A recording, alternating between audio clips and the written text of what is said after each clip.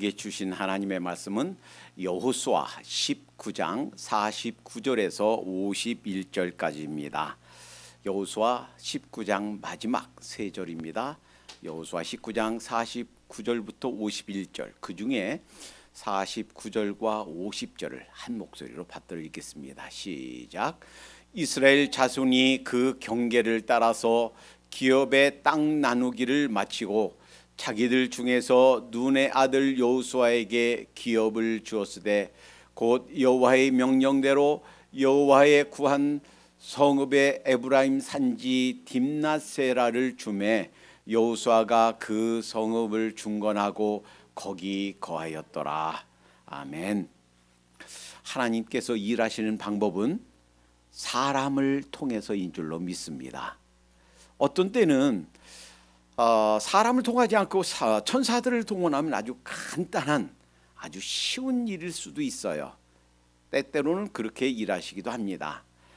열왕기 하 19장 35절에 보면 히스기야 왕이 하나님 앞에 두 손 들고 기도할 때 아수르 군대가 하룻밤에 18만 5천 명이나 되는 군사가 하루 저녁에 아침에 일어나보니까 송장이 되었더라 그랬어요.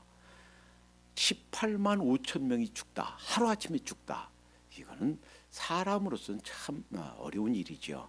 그러나 천사들에게는 그런 것이 어려운 일이 아니에요. 그러니까 복음 전하는 일도, 사람 구원하는 일도 천사들을 동원하면 어떤 면에서 좀 간단할 수도 있는데 하나님께서는 그 일을 천사들에게 맡기지 않으시고 미련한 방법, 전도의 방법, 사람을 통해서 우리의 입술과 우리의 손발을 통해서 우리 인간들이 복음을 전하고 저들을 구원하고 하는 일, 즉 우리 사람을 통해서 일하신다, 우리 사람에게 맡기셨다 하는 거예요. 그래서 고린도전서 3장 9절에 우리는 하나님의 동역자들이요, 하나님하고 함께 일하는 사람이란 말이에요.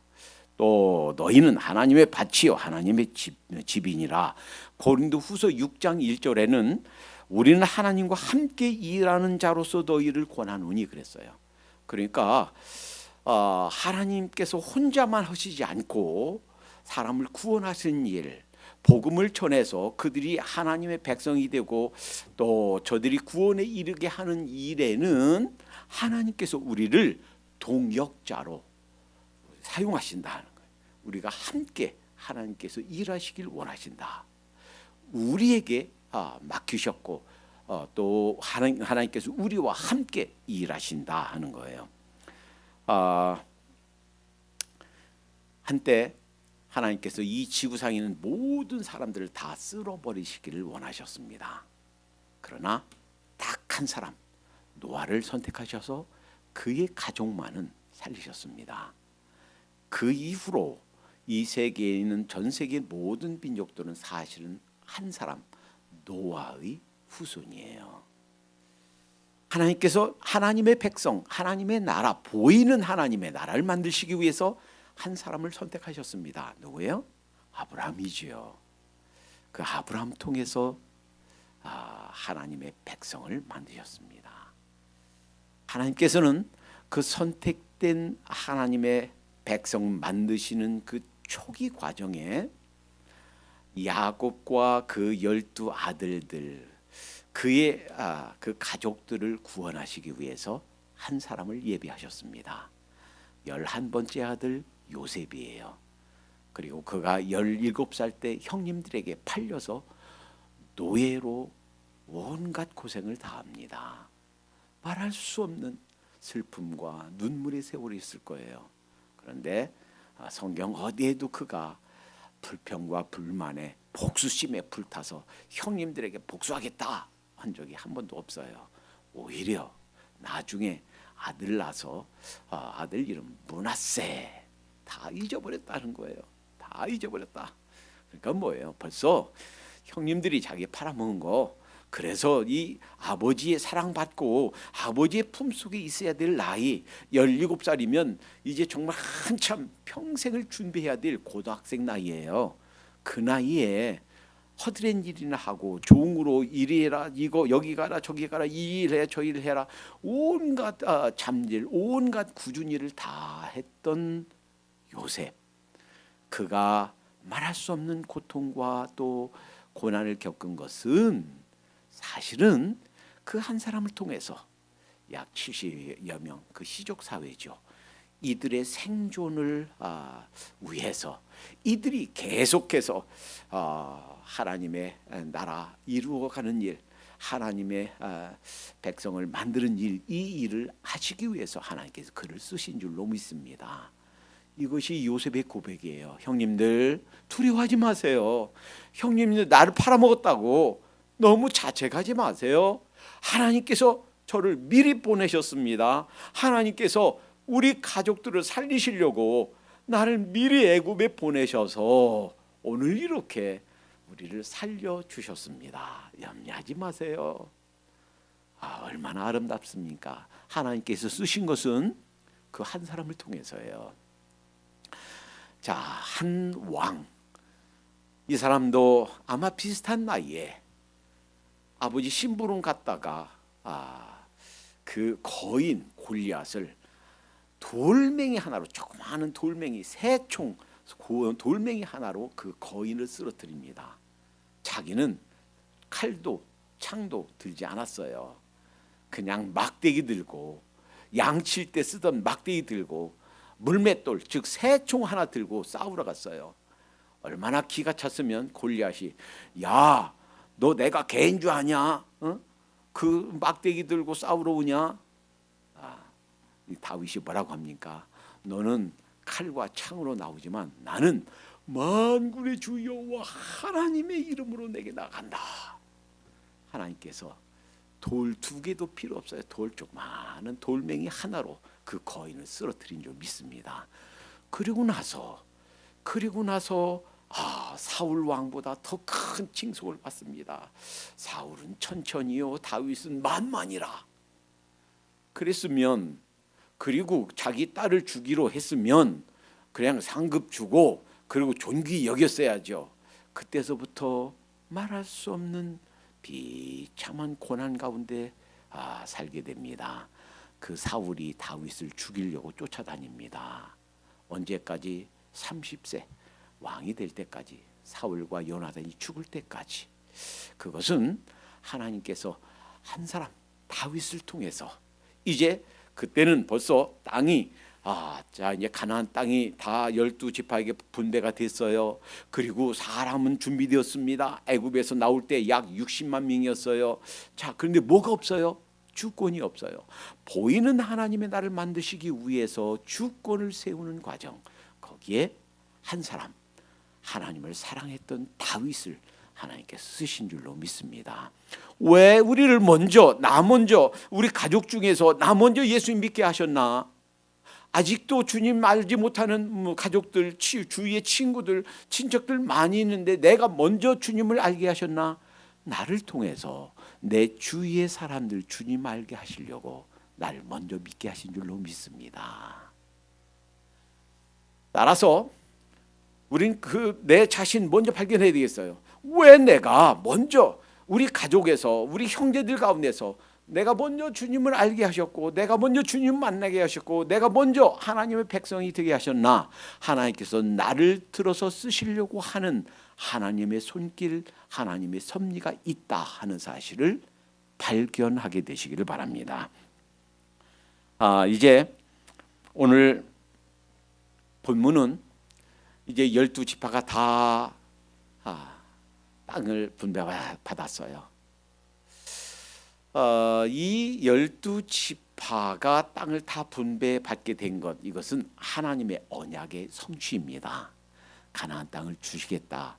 너를 통해서 모든 민족이, 모든 백성들이 복을 받게 하겠다 하는 창세기 12장 2, 3절 아브라함에게 주신 언약이 성취되는 과정인 줄로 믿습니다. 그리고 약 600년, 700년 후에 모세를 불러서 하나님께서 출애굽을 시키십니다. 그리고 자 이제 가나안 땅 정탐을 하게 됩니다. 민수기 13장 14절에서 14장 2장에서는 이들의 사건이 나와요. 각 지파에서 가장 날쌘 사람, 그러니까 지적으로 눈치도 빠르고 명철하고 판단력 빠르고 강건하고 날쌔고, 그러니까 문과 무를 겸비한 각 대표의 가장 최우수한 대표자, 대장, 각 대표의 대장들을 하나씩 뽑아서 그들을 정탐꾼으로 보냅니다. 자, 돌아와서 10명은 똑같은 것을 보고 와서 부정적인 보고를 합니다. 그 보고를 듣고 이스라엘이 통곡하며 소리 지르며 울었다고 그랬어요. 자, 이제 끝이다. 우리는 끝났다. 차라리 애굽에서 죽었으면 좋았을 뻔했다. 차라리 이 광야에서 죽었으면 좋을 뻔했다. 우리 어린아이들 포로로 잡히겠다. 하나님께서 그 말씀 들으시고 대노하셨습니다. 그리고 너희들이 말한 거 내 귀에 들렸다. 너희들이 말한 그대로 내가 시행하겠다. 그리고 아니다. 그들은 물론 강력하고 견고하고 거인들이고 성은 아주 견고한 성이지만 하나님께서 함께 하시면 그들은 우리의 밥이다. 이렇게 긍정적인 보고를 했던 갈렙과 여호수아와 갈렙, 이 두 사람 빼놓고서는 너희가 광야에서 다 죽을 것이다. 두 사람만 가나안에 들어갈 것이다 라고 말씀하셨어요. 자, 이 두 사람, 즉 사실은 가나안 정복은 이 둘 때문에 이루어진 일로 믿습니다. 그러니까 하나님의 역사는 어떻게 이루어지는가? 하나님을 믿고 현실보다 더 크신 하나님, 현실보다 더 능하신 하나님, 현실은 암담하고 아무런 가능성이 없지만 사실은 그 현실을, 즉 문제를 주신 하나님, 그 문제를 해결할 수 있는 키를 갖고 계신 하나님, 문제보다 더 크신 하나님, 그 하나님을 바라보는 사람을 통해서 일하신 줄 믿습니다. 그러니까 이 갈렙과 여호수아는 이 이스라엘 지금 백성들 중에서 가장 나이가 많아요. 왜요? 20세 이상 되는 싸울 수 있는 군사들은 다 죽었어요. 모세 때 40년 동안. 그러니까 나이가 제일 많은 거예요. 제일 연장자예요. 갈렙이 이 산지를 내게 주옵소서라고 기도할 때, 자기 요청할 때 87세라고 그랬어요. 다른 사람들은 다 어린 사람들이죠. 그때 20세 안 됐던 사람들이죠. 자, 보세요. 갈렙과 여호수아는 제일 나이가 많아요. 연장자예요. 그 공경받아야 돼요. 그리고 하나님께 약속을 받았어요. 자기들이 무엇을 원하시든지 하나님께서 우선적으로 주실 거예요. 그런데 참 희한하죠. 참 재미있죠.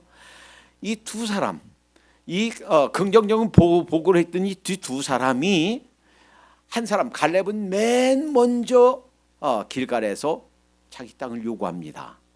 여호수아는 맨 나중, 모든 지파들이 다 땅을 분배받은 뒤에 맨 나중에 땅을 요구합니다. 자, 지난번에 우리 갈렙의 요구를 살펴봤었어요. 갈렙이 요구한 땅은 평지가 아니에요. 농사짓고 많은 곡식이 풍작이 있는 아주 기름진 땅이 아니에요. 어디예요? 산지예요. 돌이 많고 산이 많고 거기 뭐 농사 지을 수 없는, 게다가 거기에는 안악자손 거인이 살아요. 그 성은 아주 견고해요. 쉽게 그들을 공략할 수 있는 사람이 없어요. 누구나 다 제비 뽑으면 아이고 나 거기 당첨 안 되면 좋았을 걸.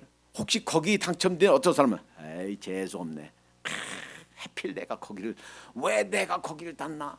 이렇게 말할 수 있는 곳이에요. 그런데 갈렙이 그곳을 달라는 겁니다. 어차피 제비 뽑으면 누군가는 다 할 거. 어차피 누가 배당받으면 거기 거인 안악자손 오고 싸워야 될 거. 어차피 누군가가 거기를 배당받을 텐데 거기는 견고한 진이 있는 곳, 모든 사람이 싫어하고 모든 사람이 회피할 곳. 그런데 뭐라고 합니까? 제가 87세이지만 아직도 싸울 수 있는 힘이 있습니다. 아직도 40여 년 전과 같이 아주 강력한 싸울 수 있는 그런 힘이 있습니다. 제가 정복하겠습니다. 저에게 주시오. 해서 그 땅을 배분받았습니다.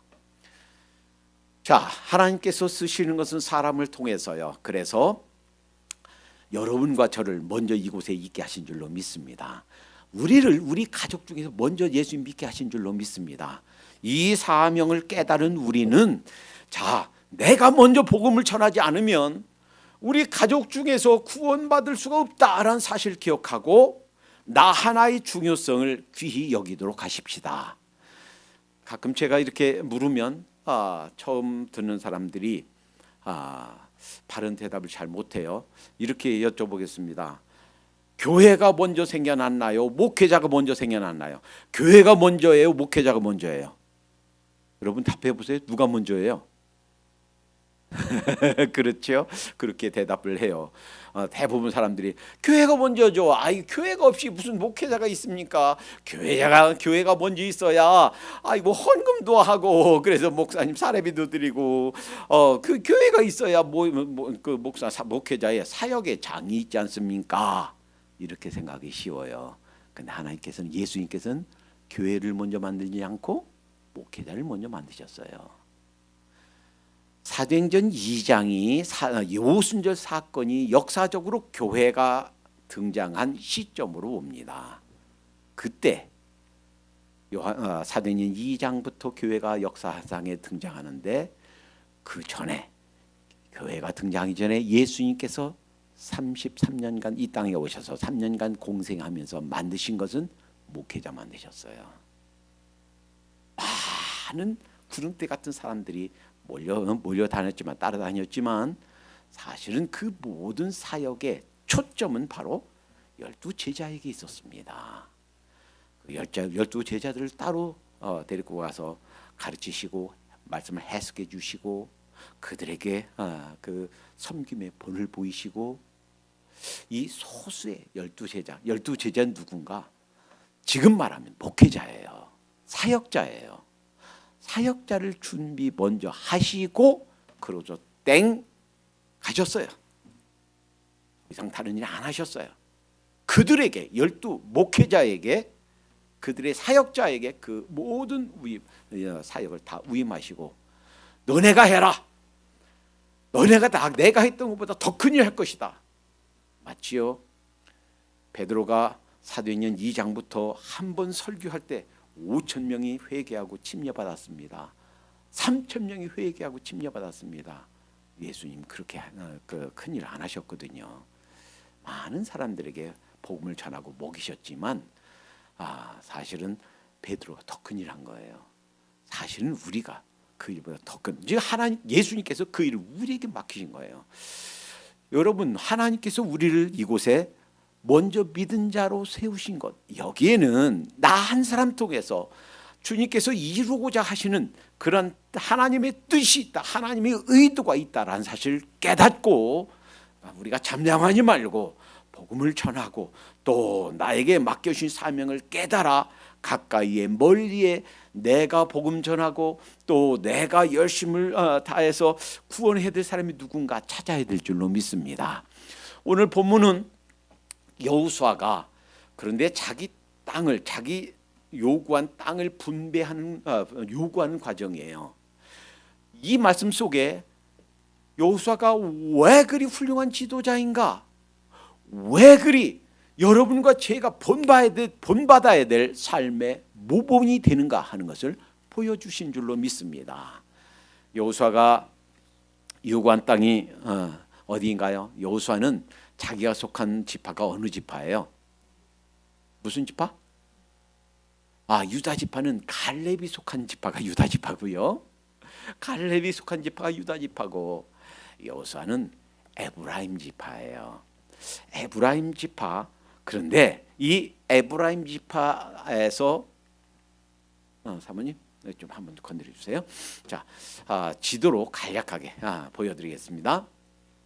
12지파가 받은 그 땅 중에서 에브라임 지파는 바로 위에 므낫세 지파, 바로 밑에 됐습니다. 자, 이 에브라임 지파가 속한 곳이 여기에요. 바로 위에 므낫세 지파, 그다음에 여기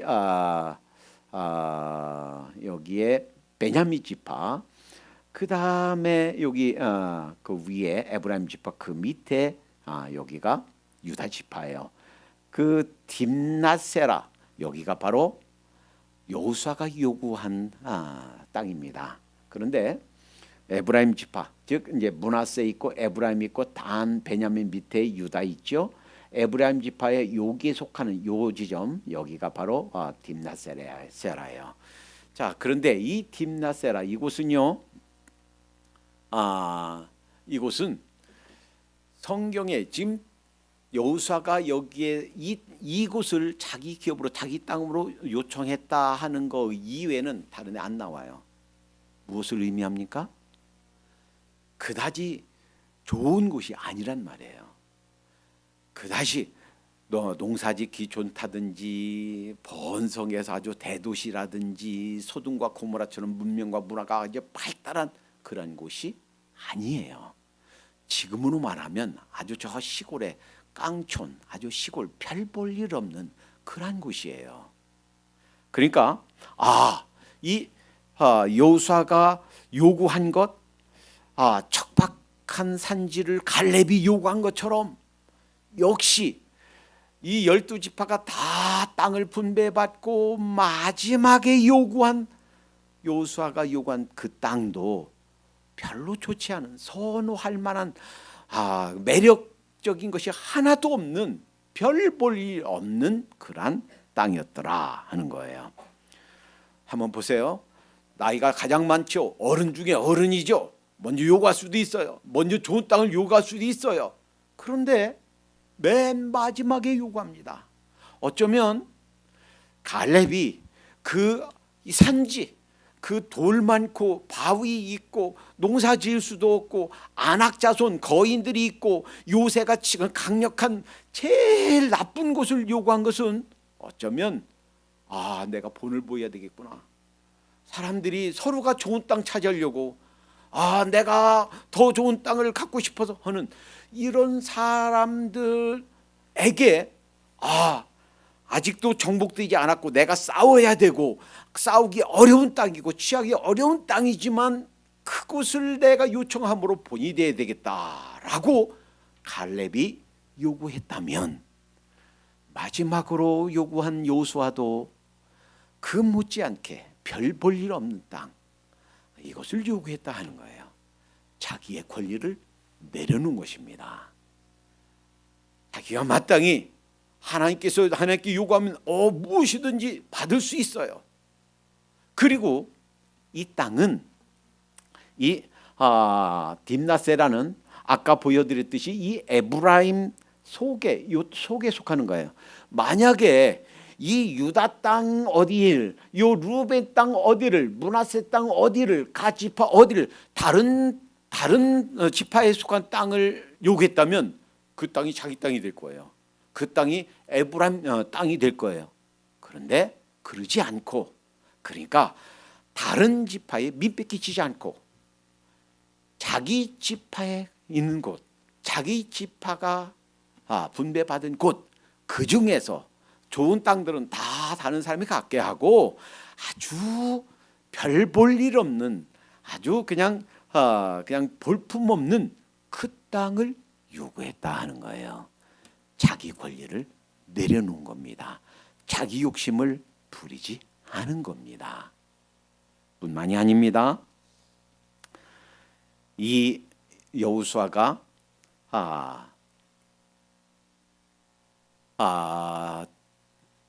그 성읍 중에 그 성읍을 중건하고 거기 거했더라 그랬어요.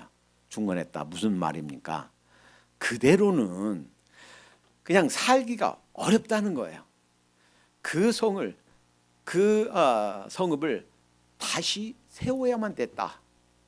길도 제대로 나지 않아서 마차도 다닐 수가 없으니까 길도 넓히고 사람 살 만한 집도 좀 세우고, 그리고 이 도시를 다시 세워야만, 재건축해야만 살 수 있는, 사람 살기가 아주 고약한 그런 곳이었다는 거예요. 다시 건축했다는 말이에요.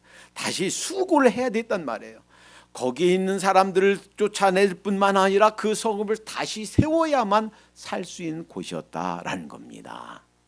자, 지도자로서의 특권을 포기한 모습입니다. 때로는요, 우리는 남편으로서, 아내로서, 때로는 자식으로서 우리 권리를 요구할 때가 있습니다.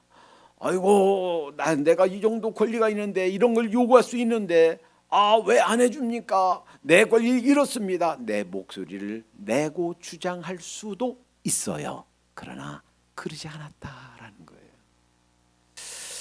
자, 이 여호수아의 모습과 정반대되는 삶을 살았던 한 사람을 살펴보기 원합니다. 이 시간 같이 찾아보겠어요. 열왕기상 21장입니다. 다 같이 조금 성경 넘어가서 열왕기상 21장, 열왕기상 21장을 직접 찾아보시기 바랍니다. 열왕기상 21장에 보면 1절 제가 읽습니다. 이후에 이 일이 있으니라. 이스라엘 사람 나봇이 이스라엘에 포도원이 있어 사마리아 왕 아합의 궁에서 가깝더니, 이때 아합은 북이스라엘, 남유다 북이스라엘 남북으로 갈라졌을 때의 북이스라엘 왕이었어요. 여러분, 왕이면 뭐 부족한 게 있습니까? 물질이 부족하겠어요? 자기가 가진 땅이 부족하겠어요? 뭐 먹을 것이 부족하겠어요?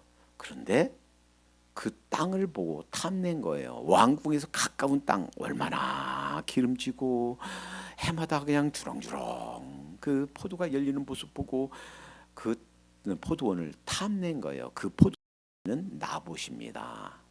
그러고서 2절 아합이 나봇에게 일러가라되 내 포도원이 내 궁 곁에 가까이 있으니 내게 주어 나물 밭을 삼게 하라. 내가 그 대신에 그보다 더 아름다운 포도원을 내게 줄 것이요 만일 합의하면 그 값을 돈으로 내게 주리라. 이것은요, 아합 왕의 욕심 탐욕입니다. 원래 하나님께서 이 땅은 팔고 사고 하지 말아라 그랬어요. 너무 힘들어서 그 땅을 저당 잡히고 돈을 빌려줬으면, 즉 팔았으면 휘년, 즉 49년 후에 50년째는 땅 주인에게 돌려줘라. 그래서 사고 팔지 못하게 했어요. 그러니까 이 아합 왕도 그 뻔히 알고 있었어요. 그런데 그 땅을 값을 주고 팔으라는 거예요. 탐욕이에요. 그런데 그걸 거부합니다. 그러니까 이 아합 왕이 어찌 못하니까 고민하고 있었어요. 3절 나봇이 아합에게 이르되 내 열조의 유업을 왕에게 주기를 여호와께서 금하실지로다 하니, 이스라엘 사람 나봇이 아합에게 대답하여 가로기를 이르기를 내 조상의 유업을 왕에게 줄 수 없다. 5절 그 아내 이세벨이 이세벨 이 씨가 문제네요. 이세벨 이 씨는 우리 전주희 씨가 아닌 것 같아요. 그 아내 이세벨이 저에게 나와 가로되 왕의 마음에 무엇을 근심하여 식사를 아니하니나이까. 6절 왕이 가로되 내가 이스라엘 사람 나봇에 대하여 이르기를 내 포도원을 내게 주되 돈으로 바꾸거나 만일 내가 좋아하면 내가 그 대신에 포도원을 내게 주리라 한즉 저가 대답하기를 내가 내 포도원을 내게 주지 않겠노라 함을 인함이라. 자, 그 다음에 이제 말씀드릴게요. 그 아내 이세벨은요 이방 출신이에요. 바알 섬기는 신을 섬기는 이방 신입니다. 이방 왕의 딸이에요. 아주 악하고 개교가 많은 그런 여인이었습니다. 사악한 여인이에요. 아합 왕에게, 남편에게 얘기합니다. 뭐 걱정하지 마세요. 그거 간단합니다. 내가 해결해 줄게요. 그리고서 여기 두 사람 비료 13절에 때에 비류 두 사람이 들어와서 그 앞에 앉고, 그러니까 비류 건달이에요. 깡패예요. 깡패 두 사람을 법정에다가 세워서 저 사람이 하나님께 하나님과 왕을 저주하였다. 그런 적이 없거든요. 거짓말이거든요. 하나님께서 거짓말을 가장 미워하신다고요. 그런데 이 거짓말로 법정에서 거짓 증인 둘을 세워서 그 나봇을 죽입니다. 그리고 나서 하나님의 사람 엘리야에게 21장 17절 여호와의 말씀이 디셉 사람 엘리야에게 임하여 가라사대 19절 열왕기상 21장 19절 너는 저에게 말하 이르기를 여호와의 말씀이 내가 죽이고 또 빼앗았느냐 하셨다 하고 또 저에게 이르기를 여호와의 말씀이 개들이 나봇의 피를 핥은 곳에서 개들이 내 피 곧 내 몸의 피도 핥으리라 하셨다 하라. 아합 왕 나봇이 죽은 바로 그곳에서 내 피도 개가 핥을 거야. 한번 22장 38절 보세요. 22장 38절 그 병거를 사마리아 못에 씻음에 개들이 그 피를 핥았으니 여호와의 하신 말씀과 같이 되었더라. 거기는 창기들의 목욕하는 곳이었더라. 어때요? 훗날 이 말씀이 문자 그대로 이루어지게 됩니다. 자, 이 꾀를 냈던 그래서 나봇의 포도원을 억지로 빼앗았던 이세벨은 어떻게 됐나요? 23절 보겠습니다. 21장 23절 이세벨에 대하여도 여호와께서 말씀하여 가라사대 개들이 이스라엘 성 곁에서 이세벨을 먹을지라. 하하. 이세벨이 개들에게 먹힘을 당한대요. 자, 이세벨의 마지막이 어떻게 되는지 조금 지나가서 열왕기하 보겠습니다. 열왕기하 9장 보겠습니다. 열왕기하 9장 예후를 하나님께서 예후를 일으키셔서 그 이세벨의 최후를 맞이하게 합니다. 가니까 화장 예쁘게 하고 기다리고 있는 거예요. 자, 9장 31절 읽습니다. 예후가 문에 들어오매 가로되 주인을 죽인 너 시므리여 평안하냐.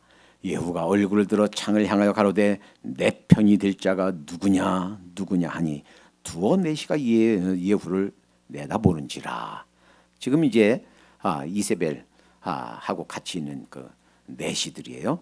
33절 가로되 저를 내려 던지라 하니 내려 던짐에 그 피가 담과 말에게 튀더라. 예후가 그 시체를 밟으니라. 자, 그래서 이제 조금 지나서 34절 예후가 들어가서 먹고 마시고 가로되 가서 이 저주받은 계집을 찾아 장사하라. 저는 왕의 딸이니라. 이방 바알 신을 섬기는 이방 왕의 딸이었어요. 이 35절 가서 장사하려 한즉 그 두 골과 발과 손바닥 외에는 찾지 못한지라. 머리와 손, 두 발, 두 손 이거밖에 없어진 거예요. 형체가 다 없어진 거예요. 36절 돌아와서 고한데 예후가 가로되 이는 여호와께서 그 종 디셉 사람 엘리야로 말씀하신 바라 이르기를 이스라엘 토지에서 개들이 이세벨 고기를 먹을지라. 자, 여기 보세요. 얼마나 비참합니까? 이 거짓 행하고 그러니까 탐욕, 욕심낸 것이 그 파멸, 비극의 원인이었어요.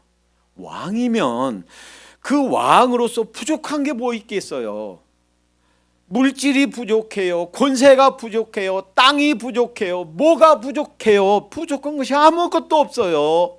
근데 나봇의 포도원 보고서 욕심을 낸 거예요. 탐욕을 부린 거예요. 자기가 가진 것을 만족하지 않고 억울하게 거짓말로 나봇을 돌로 쳐 죽인 거예요. 하나님께서 갚아주십니다. 하나님께서는요 선악간에 우리 모든 행한 것들을 상으로 또 혹은 벌로 갚아주신 줄로 믿습니다. 왕은 그 나봇의 피가 흘러서 개들이 핥은 그곳에서 왕이 죽어서 그 피를 개들이 핥습니다.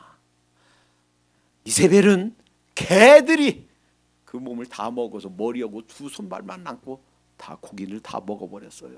얼마나 비참합니까? 하나님은요, 나중에 이 다음에 이 세상 떠나서 영원한 형벌을 말고요, 그 이전에 이 땅에서도 공평하게 하나님께서 상 주실 자 상 주시고 하나님께서 벌할 자 징계하시고 하나님께서 심판하시는 줄로 믿습니다. 여러분, 우리 주님께서요, 빌립보서 2장 6절 7절에 보니까 하나님께서 만군의 여호와 하나님이세요. 그 삼위일체 하나님이세요. 그런데 성자 예수님께서 하나님과 동등됨을 취할 것으로 여기지 아니하시고 자기를 비어 종의 형체를 가져 여러분과 저와 똑같은 인간의 몸을 입고 세상에 오신 줄로 믿습니다. 그리고 우리들은요, 태어날 때 짐승 우리에서 태어난 사람 아무도 없을 거예요. 아무리 가난하고 어려운 사람도요, 그래도 방 한 칸 있고 그래도 어디 병원에서건 어디 방이라면 안방에서 따뜻한 곳에서 태어나지요.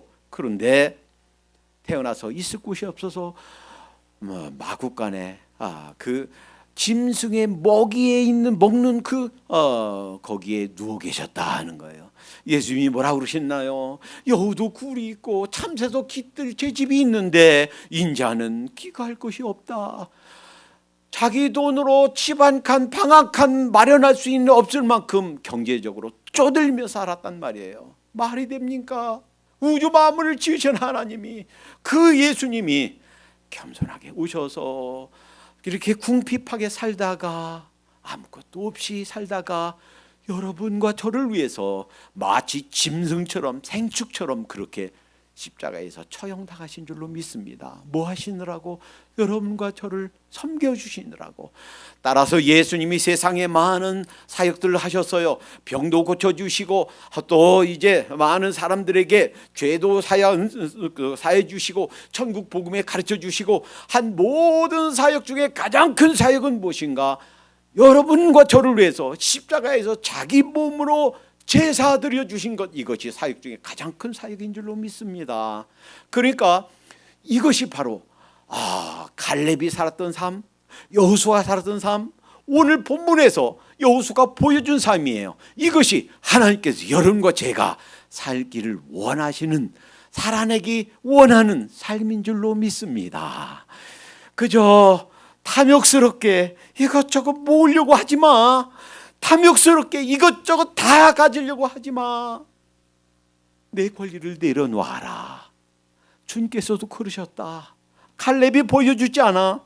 여호수아가 보여줬지 않아? 이것이 아름다운 삶이다. 있는 바로 족하며 사는 것, 이것이 하나님께서 기뻐하시는 삶이다 말씀하시는 줄로 믿습니다. 기도합니다. 사랑해 주님 감사합니다. 갈렙과 여호수아가 보여줬던 아름다운 본을 저희도 따라 살 수 있도록 인도해 주시옵소서. 하나님께서 일하시되, 하나님께서 사람들을 구원하시되 사람을 통하여 일하신다는 사실을 보여주시니 감사합니다. 하나님께서 저희들을 구원하셔서 이렇게 하나님의 백성으로 먼저 세우신 것은 저희를 통하여 구원받아야 될 많은 우리의 가족과 친척, 주위의 사람들이 있기 때문에 저 북한과 저 중국과 동남아시아와 저 아프리카에, 유럽에, 그리고 아메리카에 복음 전해야 될, 복음을 드려야 될 수많은 사람들, 하나님 그들을 위해서 저희를 먼저 구원하신 줄로 믿습니다. 이 일을 위해서 하나님 저희들 주님 앞에 겸손하게 갈렙과 여호수아의 삶을 따라 사는 삶이 되게 주시옵소서. 주님께서 낮아지셔서 종의 모습으로 섬겨주신 것처럼 저희도 그렇게 살 수 있도록 인도해 주시옵소서. 탐욕을 부려서 비극 가운데 살았던 아합과 이세벨, 그들의 전철을 따르지 않도록 인도해 주시옵소서. 예수님의 이름으로 감사하며 기도합니다. 아멘.